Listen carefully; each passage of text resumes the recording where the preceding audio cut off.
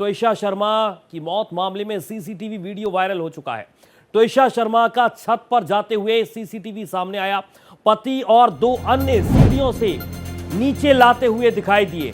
त्विषा को सीढ़ियों पर सीपीआर दिया गया था। बहुत बड़ी जानकारी इस पूरे मामले को लेकर। पति और दो अन्य सीढ़ियों से नीचे लाते हुए त्विषा को दिखाई दे रहे हैं इस सीसीटीवी वीडियो में, जो ये लगातार सोशल मीडिया में आजकल वायरल चल रहा है। त्विषा को सीढ़ियों पर सीपीआर दिया गया था। इस सीसीटीवी को भी आप देखिए, आपकी टीवी स्क्रीन पर वही सीसीटीवी हम दिखा रहे हैं जो इस वक्त सबसे ज्यादा सोशल मीडिया पर चर्चा का विषय बना हुआ है। पति और दो अन्य सीढ़ियों से लाते हुए त्विषा को नजर आ रहे हैं। त्विषा को सीढ़ियों पर सीपीआर दिया गया और उसके बाद अब तमाम सवाल उठ रहे हैं कि आखिरकार त्विषा शर्मा की मौत कैसे हुई।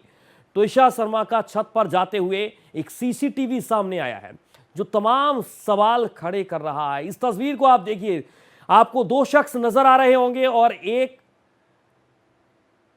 तरीके से क्या एक साजिश थी, ऐसे सवाल अब उठ रहे हैं इस सीसीटीवी आने के बाद। दो शख्स किस तरीके से त्विषा को सीढ़ियों से उतार रहे हैं, ट्वीट करके हम आपको वो तस्वीरें दिखा रहे हैं जो अब सवालों के घेरे में है। इस तस्वीर के आने के बाद, इस वीडियो के आने के बाद त्विषा शर्मा मौत के मामले में सीसीटीवी वीडियो बहुत तेजी के साथ वायरल हो रहा है। सीधे चलेंगे अपने संवाददाता अजय भटनागर मेरे साथ फोन लाइन पर जुड़ चुके हैं।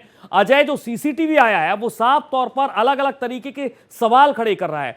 आप किस तरीके से इस सीसीटीवी को देख पा रहे हैं और अलग अलग रिएक्शन अब किस तरीके के सामने आ रहे हैं?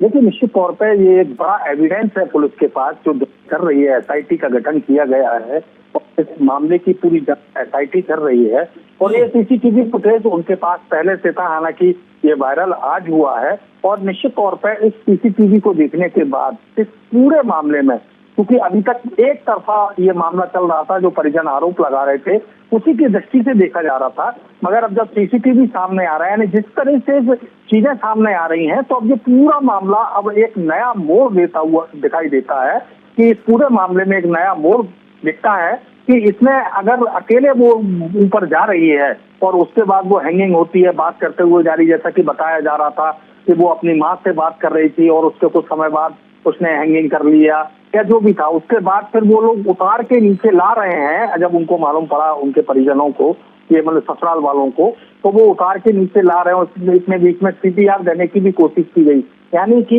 बचाने की हर संभव कोशिश की गई। ऐसी दलील उन लोगों की है ससुराल पक्ष की कि उतारना, क्योंकि अब इसमें अब जो उनकी सास हैं, जो रिटायर्ड जज हैं गिरवाला सिंह, उनका भी बयान सामने आ चुका है और उसमें उनका भी कहना था कि अगर कोई हैंगिंग है तो उसको उतारना कोई कानूनी अपराध नहीं है, क्या पता उसको बचा लिया जाए। तो तमाम सारी चीजें अब धीरे धीरे सामने आ रही हैं और इस पूरे मामले में अब आरोप प्रत्यारोप है। हालांकि पूरी जांच होनी है, उस जांच में पूरा स्पष्ट होगा कि, मगर परिजन अभी भी आरोप लगा रहे हैं ससुराल पक्ष पे कि ये दहेज हत्या का मामला है और इसमें उसको प्रताड़ित किया गया है और ये प्रताड़ना के कारण ये पूरी मौत हुई है। और इसके लिए एफआईआर भी दर्ज पुलिस ने उनके कहने से या उनके तमाम सारे जो तथ्य शुरुआती जांच में दिए हैं उस आधार पर हुई है, जिसमें कि जो उनकी सास है मृतका की, त्विषा शर्मा की, उनको अग्रिम जमानत भी मिल गई है। मगर आज वो जो पति है, बहुत महत्वपूर्ण फैक्ट आप बता रहे हैं। बहुत शुक्रिया आपका अजय, तमाम जानकारी के लिए।